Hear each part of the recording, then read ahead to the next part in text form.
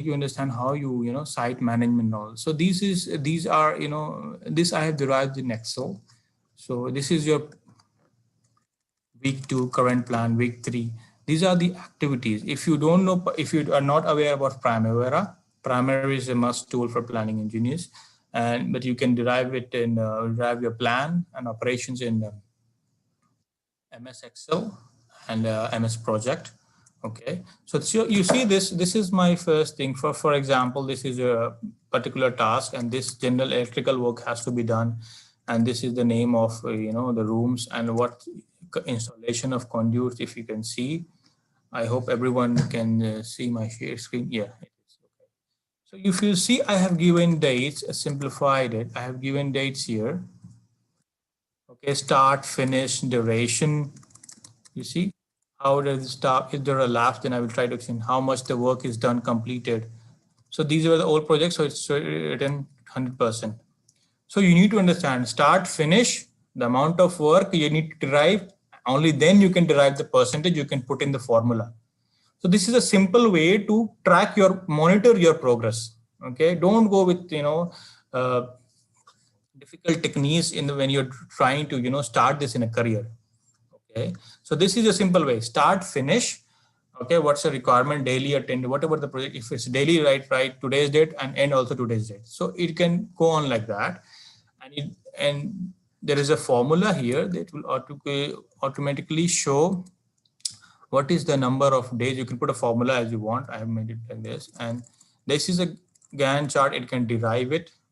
What is it? Is just to show like a timeline. It starts from here, it finishes here, it will go on, and then you will have to know the 100% of a work, the 50%. So you need to understand, and then the work is completed. You try to update it so that you are monitoring it yourself and you can report it to the management. This is pretty important. Okay. And if you feel I can remember, I can understand, I have a project even smaller, try to document it, try to make a plan, try to report, try to monitor it through applications. That is a must. You see these. Now I will show you another thing. You see, for the daily production summary. You see, I have this prepared in my project from 16. This is a very handy one. So these are all the 5. This is one of the biggest projects I did. So Shamia, Piazza, tunnels, COC, Ring Road is a big project. So how much conduit had to be laid on that particularly? This is a MEP construction project, or even if you're working. And now you have to maintain your manpower, and you have to maintain the efficiency of your manpower. You have to do your site management. So how do you do it? See, as I mentioned, CCTV productivity. CCTV productivity means the amount of work done by our team. Okay, we have a number of people. Okay, how you derive productivity? You have a number of people, 10, okay, one person can, if one technician can do this amount of work in one day, okay, this much. So that amount of work can be derived as in, like, suppose here it's conduits. Here you can see conduits. So example conduits. So see how I have made the formula details. So it depends on J60. It coming from there. J60 is this one. So you need to understand I hope you guys really know about Excel, but still, if you have any questions on it, if you want the template or you need to understand it, you can always ask me on YouTube, or you reach out. I will try to help you. It's not an issue. To give you an overview, here you have the conduit, you have trunks, score. So how do you derive it? You have to have these many conduits. One day a particular person can do it. For this, again, you need ground level experience, right? So you should understand this. You already know this much can be done. You have to be reasonable.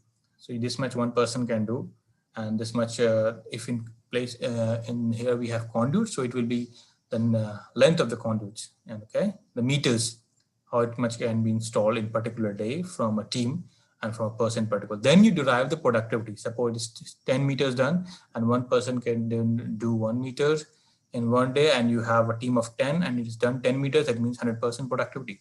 So this is how you derive it. Okay, be sure that there is never 100% productivity. Don't push your team on that. So it's above 60%. It's always fine on a daily basis. Okay, but on a monthly basis, you see overall it should be more than 70%. Any kind of project. Okay, but practically what goes.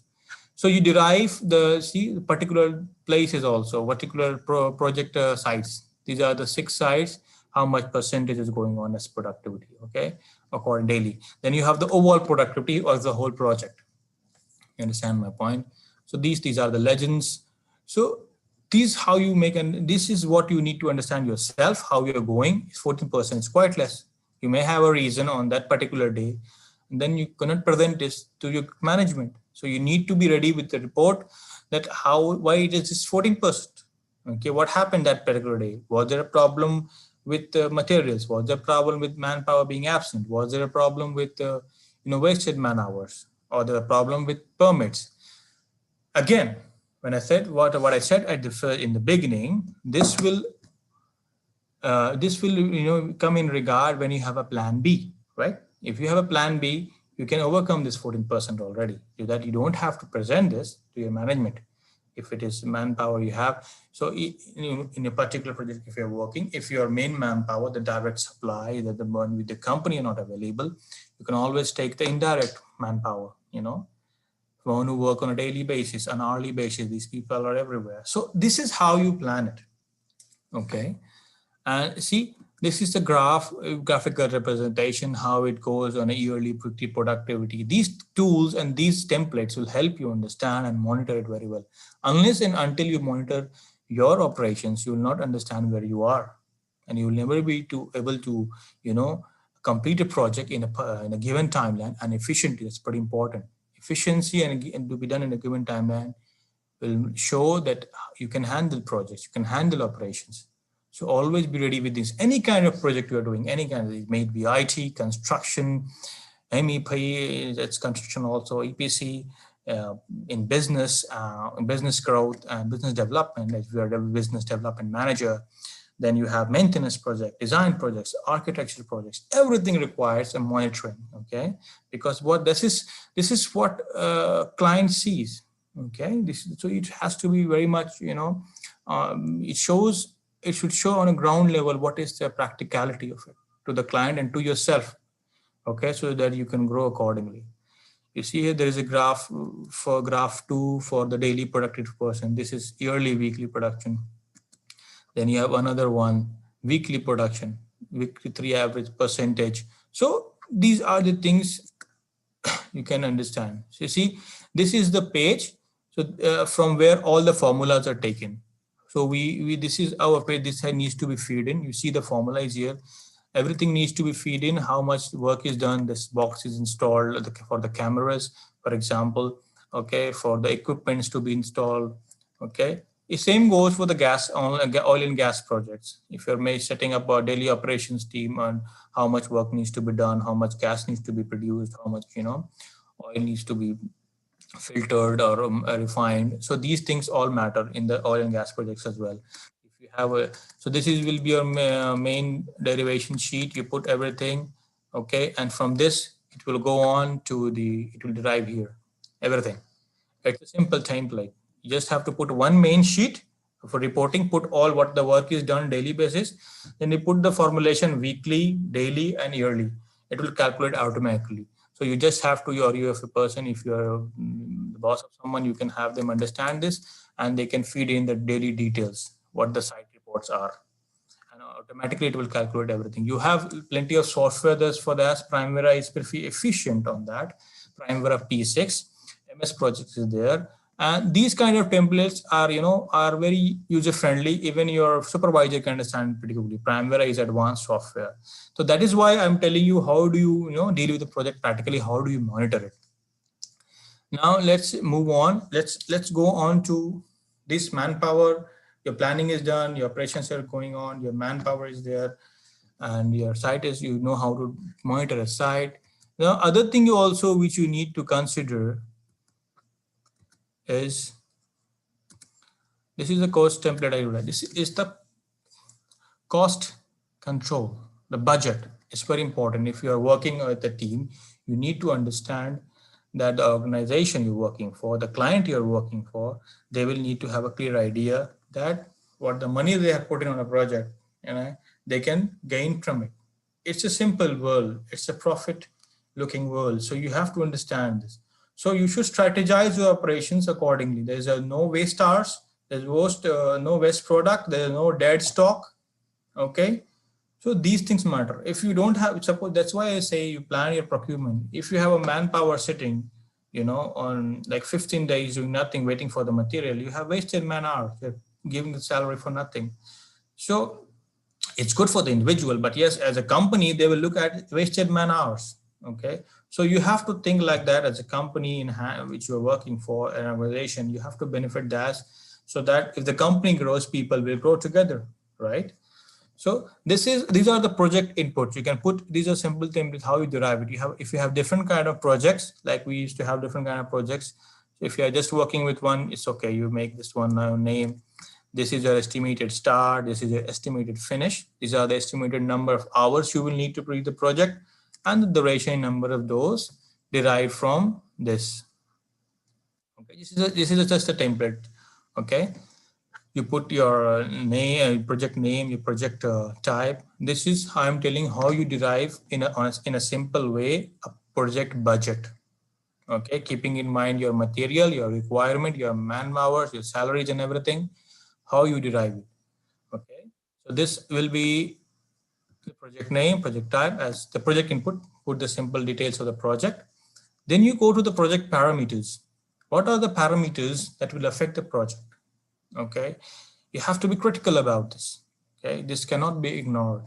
So this is a different kind of project. So this is business in creation, acquisition, liabilities, and how, so you can have here stock, everything in a different project, construction. So what is the percentage? You can always derive it. Administrative staff, how much they're taking from a particular amount of money you have as revenues. Okay. Then these are the calculations. So you can feed in the calculations. What are you paying your staff? How is it? And how much is this costing you? How much the operations is costing? You have the operations teams. So you need to understand all this and put it in a chart. Okay. You need to calculate it. Same goes for the hours chart. You can do it like this. I'm giving this much. You see, it's a simple one. Hours per skill type. How many hours is required per skill? Technicians, hands-on labor, supervisor, foreman. So how many hours are required for this particular person? So from that, you can derive key for how much time you need a team, right? If you have a 1-year project, so you will not take a testing and commissioning engineer from the beginning, because his work is nothing in the beginning, right? His work comes at the end. So we'll try to find people who are good in testing and commissioning after 6 months. Once you're done with the construction, when you're done with the structure, right? So if suppose you need a design engineer, you need it from the beginning, because they will work on the soft drawings. So this is how you think. Okay, this is how the management thinks. From when will I need a particular manpower? Okay, if you need technicians, laborers, you can need it from the beginning, because they will work on site.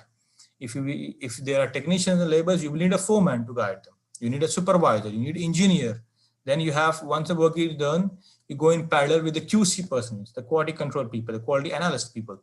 So these all go in hand in hand. For testing, commissioning, for the people who come in the later part, you need to understand that, and then you try to derive man hours accordingly, so that it benefits your team. There are no wasted man hours. You hire the team accordingly thereafter. Okay, in a lot of projects, like in one of our projects in the automation department, in the automation project, water automation, we needed people to understand if the work had been done properly, if our QC has done it properly. It always the consultant and the client together after our QC has passed it, but we needed more efficient people to understand, before we went on with the consultant showing it to the client. So we hired somebody from, like a freelancer, so to check on it. So these things can also be done. These things also need to be planned in operations. Everything comes under operations. Okay. Now, I hope it's clear with you. Then now we move on to, so these things are clear. You cleared your what, A, B, C, D. You cleared your site management, how you do it. You cleared how you deal with the daily operations, how you try to monitor it with your reports, as I showed you templates. And then you move on with your manpower management, how you, understand your manpower in hand, materials and everything. You have planned it already. Now the look ahead, how you are moving, everything is, and now the last thing will come, you look ahead and completing the operations in a project. I'm talking on a simple level, so everyone understands. A lot of people here are already dealing with it. Okay, Other people who are new, they should understand how you deal with it on a regular basis. So let's go with a look ahead. Look ahead means planning upfront. Okay, planning upfront means you plan. Suppose you're working on a project, you plan 5 weeks ahead. What I'll be doing 5 weeks, because during a project's timeline, changes can occur. There can be a delay. So to cover those delays, you should have a look ahead plan, a plan B, as I suppose. So it's a look ahead plan. You show I can cover these with extra manpower, extra man hours. Here you give in your extra bucks to the people, like the overtime. So this is how you plan. So okay, this overtime money has to be in the operations budget as well beforehand, as I told you. That's also a plan B when operating the budget control. It should not be, straight to the point, this much, this much, this much. There will be additional miscellaneous. Always remember, direct and indirect costs. So it's miscellaneous can always be there under indirect costs. Okay, indirect costs to be more precise. Now we'll just move on to the look ahead. I will show you another template so you can understand it very well, more practically. So this is a 5-week look ahead from one of the projects. It's my own prepared. So just a format